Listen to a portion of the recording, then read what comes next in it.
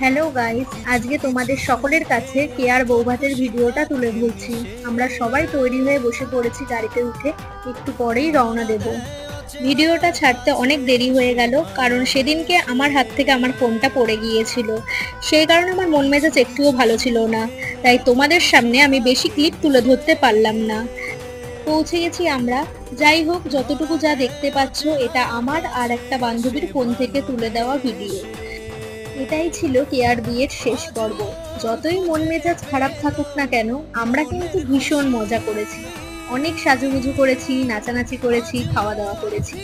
Care বিয়ে নিয়ে অনেক ভালো ভালো স্মৃতি রয়ে গেছে আমাদের মনের ভিতর।